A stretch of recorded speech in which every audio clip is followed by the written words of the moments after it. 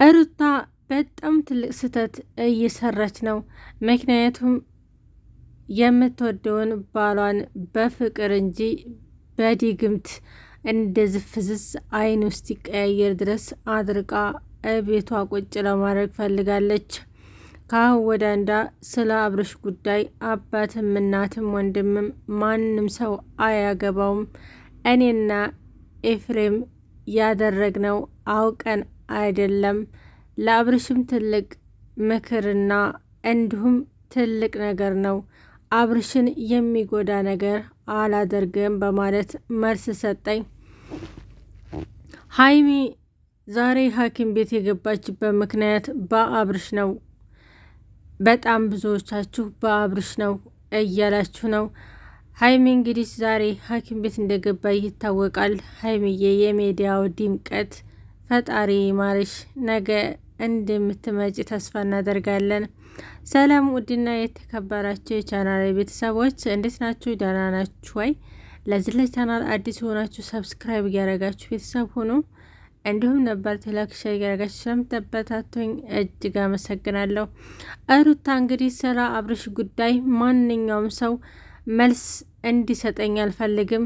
አብርሽን እኔ ለአብርሽ መጥፎ ነገሮችን አላደርግም ጥሩ ነገሮችን እንጂ በማለት መልስ ሰጠች። ከአሁን ወደ አንዳ ለምትጠይቁ ጥያቄዎች መልስ አለኝ። ስለዚህ በአብርሽ ጉዳይ ሁለተኛ መልስ እንድጠይቁኝም ሆነ በአብርሽ ዙሪያ እንድታወሩኝም አልፈልግም በማለት ተናገረኝ። ዳጊም ሐኪም ቤት ይዞት ሄዶና ሊያስመረምረው ሩታ ግን አልፈቀደችለትም። ምክንያቱም አብርሽን እንደዚህ ያደረገችበት በፍቅር ስትለምነው እምቢ ሲላት በድግምት እንደ ሀሳስራ እቤት ያስቀመጠችው የራሷ ምክንያት አለ። አብርሽ ግን አይናገር አይጋገር፣ ፊቱ ሁሉ እኮ ባንዴ ተለዋወጠ። የአብርሽ ነገር በጣም ያሳዝናል።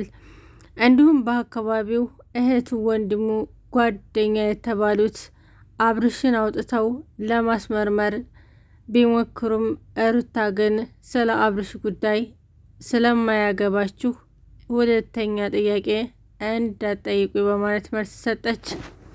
አብርሽ ሩታ ግን ምን አስባ ነው በፍቅር ማንበርከክ ሲገባት እንደዚህ በድግምት አድርጋ ልታስተኛ ያሰበችው? ምን አድርጎ ነው በማለት የሁላቸውም ጥያቄ ነበር። ሁለተኛ ለሚደረገው ነገር እኔ ተጠያቂ አልሆንም። ስለዚህ አሁን ላይ ላስመርምረውና ቁርጡን ልወቅ በማለት ዳጊሻ ሩታ ጋር ትልቅ ጠብ ተጣሉ።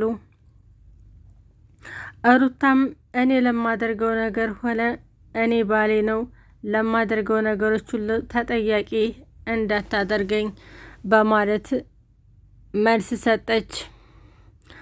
ሩታ እንደዚህ ያደረገችበት የራሷ ምክንያት አለ። በጣም ብዙዎቹ ሩታን በጣም እየሰደቧትና እየተናገሯት ይገኛሉ። ሩታ ግን አንጀቷ አሯል። በላይዋ ላይ ሁለተኛ ሴት ሲደግም ማንኛውም ሰው የምናደድበት ነው። አሁን ላይ ኤርሜላ ሐኪም ቤት እንደገባች አልወጣችም። ምክንያቱም የልቧ ህመም ስላለባት ጭንቀትና ንደት ስለማትችል ልነቃና ወደ ሚዲያ ልመጣ አልቻለችም ነበር። ሐኪም ቤት ገብታ እስካሁን ድረስ አልነቃችም። እንዴት ነው ቆይማ ኤርሜላ እንደዛ ወርቃ ሴት ልጅ ነሽ ምንም አልደነገሽ ለምንድን ነው ብለው ሁላቸውም ሩታ ላይ ጩሁባት። እሰው ባል ላይ ፊጭ የሚል ሰው እንደዚህ ምኑም ነገር አያምርም ብሎ ውርቀት ነው። ስለዚህ እንዳውም ዛሬ እሷ ስለወደቀች እኔ በጣም ደስ ብሎኛል። ምክንያቱም እንደኔ ያለ ሴት የትም አታገኝም። ባሏን ተሰርቃ እንዲሁም ደግሞ ባሏን ስታባልግ የኖረችው ሴት እንዲህ በክብር እንኳ የማናግራት እኔ ስለሆንኩ ነው በማለት ሩታ መልስ ሰጠች። ኤርሚላም ሐኪም ቤት ገብታ እስካሁን ድረስ አልወጣችም። አብርሽም ደግሞ ፊቱ ሁሉ ተቀያይሮ ከቤት መውጣትም አይፈልግም፣ ተሩታ መነጠል አይፈልግም። ያደረገችው መድኃኒት ትክክል ሰርቷል። ምክንያቱም ጥቁር በግና እንዲሁም በነጭ ዶሮ እንትን የተባለ ዲግም ነውና መቼም ሊለቅ አይችልም። ካሁን ወደ አንዳ አብርሽን ማንም ከኔ ውጭ ማንም አያገኘውም በማለት ሩታ ፈከረች። ዳጊሻ ለሚፈጠረው ነገሮች እኔ እወስዳለሁ። ስለዚህ አብሮኝ የሰራና አብሮ ብዙ ነገር ያሳረፈ ወንድሜ እንደዚህ ሆኖ ማየት አልችልም። ስለዚህ ሐኪም ቤት ሄጄ ማስመርመር ግድ አለብኝ በማለት ተናገረ። ሩታ ግን መመርመርም ሆነ ሐኪም ቤት መሄድ ከፈለገ እኔ ሚስቷ አለሁለት፣ ማንም ሰው ተጎኑ እንዲሆን አልፈልግም በማለት መልስ ሰጠ። ሩታ ግን ባልሽን ወደ አንቺ እንዲመጣ እንዲሁም ደግሞ ወደ አንቺ ለማድረግ ያለብሽ በመተት ካይሆን በፍቅር ነው። ምክንያቱም ኤፍሬም ጋራ ተመካከራችሁ አብርሽን ለማጨለል ይህን ሁላ መንገድ መሄድ ማለት ከባድ ነው። በህይወት ውስጥ ለብዙ የሚለቀስ ለብዙ የሚደረስላቸው ሰዎች አሉ። ለአንድ ቀን ብላችሁ ይህንን ነገር መውሰድ በጣም የሚገርም ነው። ካሁን ወደ አንዳ ሩታ ማንም ቢመጣ ማንም እኔ አልፈራም፣ አልደነግጥም፣ ሁሉንም ኃላፊነት ወስጄ እኔ እዋጣዋለሁ በማለት መልስ ሰጥታለች።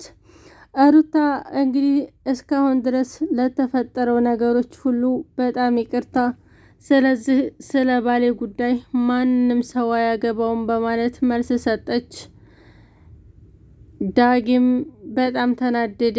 ምክንያቱም አብርሽን አስመርምሮ ምን እንደሆነ ውጤቱን ማወቅ ስላለበት፣ ግን ደግሞ ሩታ እኔ በማደርገው ውስጥ አንተ ተጠያቂ አይደለህም ብላ መልስ ስለመለሰችለት በጣም ተናደደ። የኤርሚላ ቤተሰቦች ኤርሚላ ሐኪም ቤት መግባቷን ሰምተው በጣም ተናደዱ። ኤርሚላ እስካሁን ድረስ አልነቃችም። ወንድሟ ብቻ እያስታመማት ይገኛል። ካሁን ወደ አንዳ ኤርሚላ የምትባል ሴት ማየትም ሆነ መስማት አልፈልግም በማለት ሩታ ተናገረች። ኤርሚላ ከሐኪም ቤት ልወጣ አልቻለችም። ምክንያቱም የልብ ህመሟ በጣም እየጨመረባት መጥቷል። ሩታ ግን በጤናዋ ነው እንደዚህ አብርሽን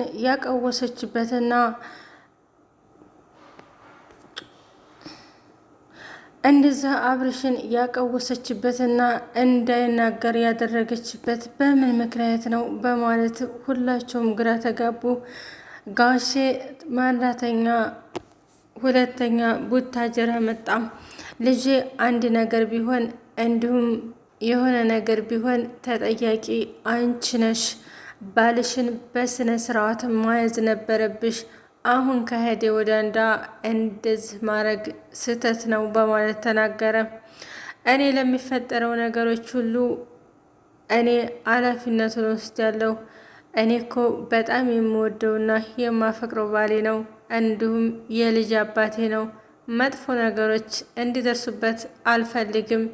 ለጊዜው ግን መቆጠብና አንድ ላይ መሆን ስላለብን ያደረኩት ነገር ደግሞ ለሱ ለጤናው ነው እንጂ እሱ መጥፎ ነገር ላይ እንዲወድቅ የሚያደርግ ነገር አይደለም ብላ ለቤተሰቦቹ መለሰች። ሀይሚ በመደንገጥ ሆስፒታል ገባች። የአብርሽ እንደዚህ መሆንና የአብርሽ አልናገር ማለት ይሄን ስሰማ ሀይሚ ደነገጠች። ትናንትና ላይ በጣም ጥሩ ቆይታ ቪዲዮ ሰርተው ነበር። ዛሬ ግን ሐኪም ቤት ገብታለች። በጣም የሚያስፈራው ነገር የሀይሚ ነው። ሀይሚ ምን አስደነገጣት? እንደዚህ ትልቅ ነገር ነው እንዴ የተፈጠረው? በማለት ሩታ አሰበች። ኤርሜላና ሩታ ካሁን ወደ ላይገናኙ ተለያዩ። ምክንያቱም ኤርሜላ ሁለተኛ አብርሽ የሚባል ሰው ጋር አልደበለቅም፣ እኔን ለዚህ ለሞት እያደረሰኝ እሱ ነው፣ ተጎኔ ወንድሜ ባይኖር ልሞት ነበረ፣ አልወድሽም አላፈቅርሽም አለኝ። እኔና እሱ ልጅ ልንወልድ ብዙ ነገሮችን አልመን ነበር፣ በአንድ ቀን ሌሊት አላፈቅርሽም አልወድሽም በማለት አባረረኝ አለች። ኤርሜላ በጣም ታሳዝናለች። አብርሽ ሲጎዳና ሲያለቅስ ተጎኑ